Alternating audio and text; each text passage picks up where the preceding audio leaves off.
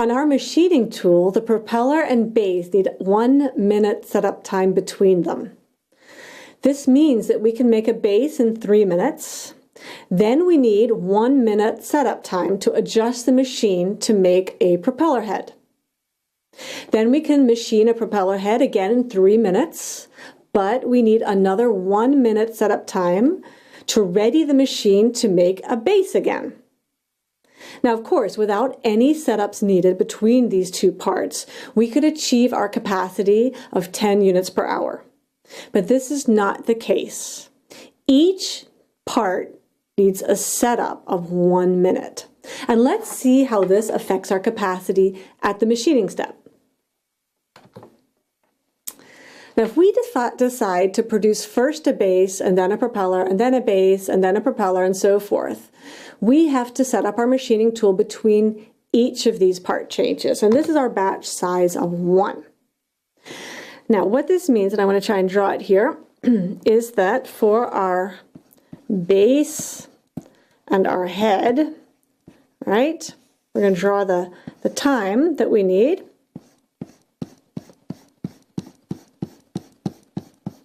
So this is 1 minute, 2 minutes, 3, 4, 5.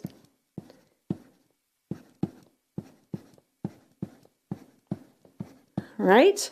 We would start out with 1 minute setup time needed to set up the machining tool for the base. And then we could go ahead and machine our base for 3 minutes.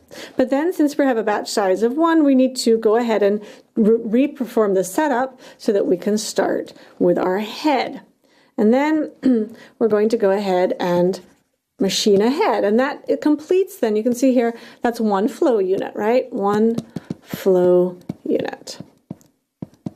And then again, you need to do your setup. And we can start machining then another base, and so forth and so forth and so forth. Another setup, we start our head. So I drew this for you here. Here you see the minutes, and you have the base and the propeller head. Changed my color here to blue. So here I did an arbitrary number of flow units. Let's count how many flow units. And don't forget, this is one entire. The flow unit is or it's just only got 3 blades, is the propeller. So it requires 1 base and 1 head. So this means we have 1 propeller, 2 propeller, 3 propeller, 4 propeller, 5 propeller, 6 propeller. Don't forget, this is just an example. You can do as many as you want. I chose 6 here to show you the repeating process. And so capacity, before we learned that capacity is 1 over the activity time, or 1 over P, right? Capacity, we did that. We had no setups. Capacity, what we were doing was we were saying the processing time for 1 unit was a certain number of minutes. So say 6 minutes.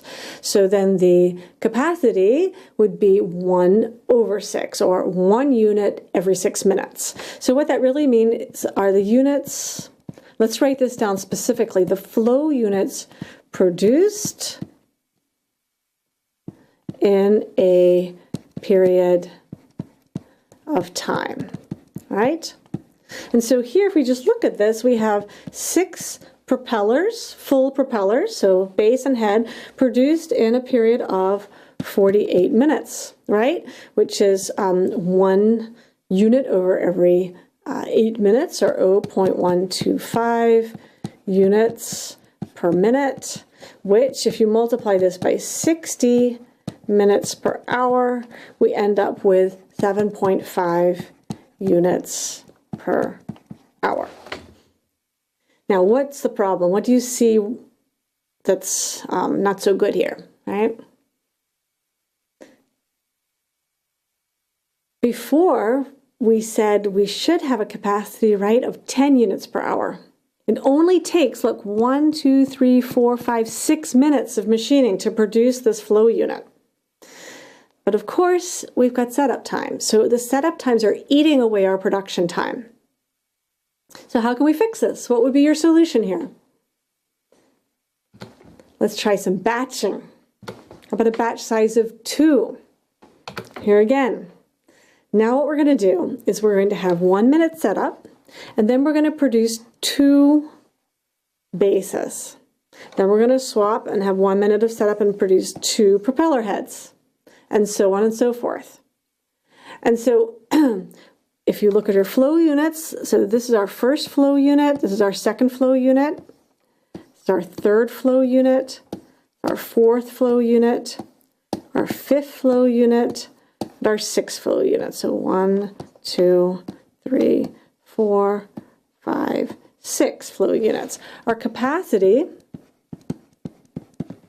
for batch size equals 2 is the 6 flow units over, this time though, only 42 minutes, which is 1/7, right? Which is, if you round a little bit here, 0.1429 units per minute, which is then equal to, if you multiply by 60, 8.57 units per hour, which is bigger than our 7.5 units per hour, which we got with a batch size of 1. It's still not equal to 10, but what you see here is when you have a larger batch size, we're using more of our time to produce our flow units rather than producing nothing and doing all the setups.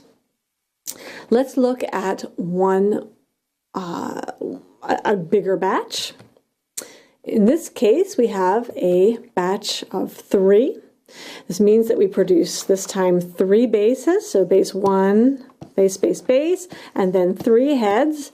And the setup time then, of course, is between the 2 different parts. And so here we have our flow unit 1, here we have our flow unit 2, our flow unit 3, and again, you can say our flow unit 1, our flow unit 2, or sorry, flow unit 4, flow unit 5, flow unit 6. So the capacity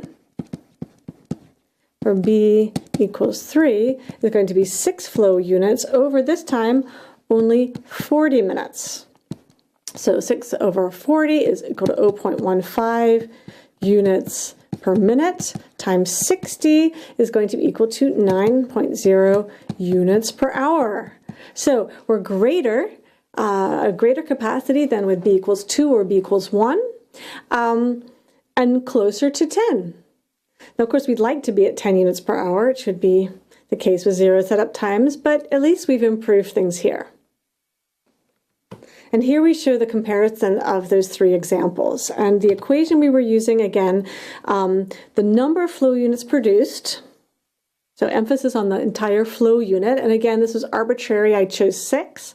And for those 6 flow units, we have the total setup time. So I made a little star there.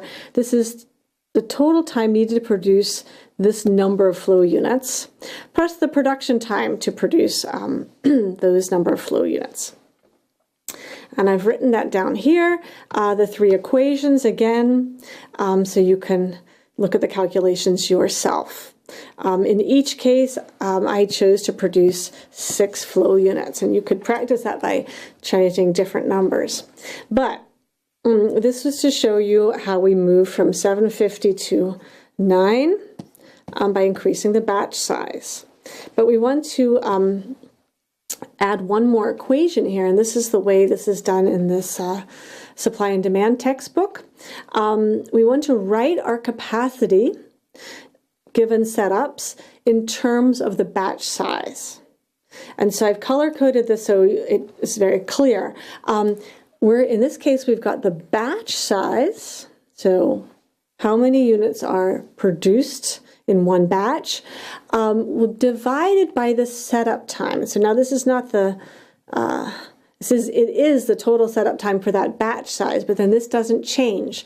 Doesn't matter what batch size you have the same setup time for the different batch sizes. But then, of course, whatever the batch size is, you're going to have to produce that batch. So that would be then the production time is the batch size times the time per unit. Now, if we look at our equations again, for a batch size of 1, we're going to produce 1 flow unit, and we need to have 1 minute plus 1 minute or 2 minutes on our machining tool to produce that batch.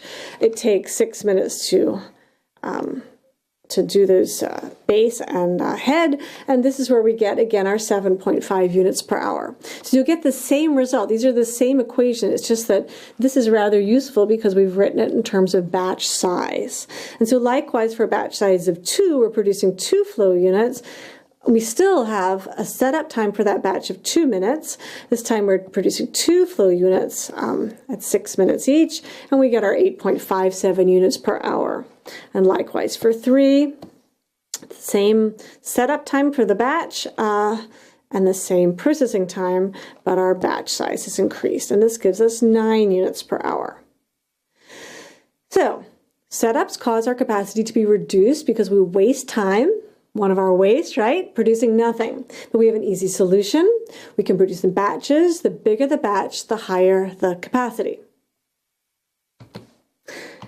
And here what we've done is we've now varied the batch size. Again, batch size of 1 gives you 7.5, batch size of 2 gives you 8.57, batch size of 3 gives you 9. And here you see the setup time and the time per flow unit. This shows you then if you have a batch size of 10, you're up to 9.68 units per hour. Batch size of 20, 9.84 units per hour. So for larger batches, we move closer and closer to our ideal case, which is then equivalent to having no setup time or 10 units per hour. And we'll look at this then again in the next session.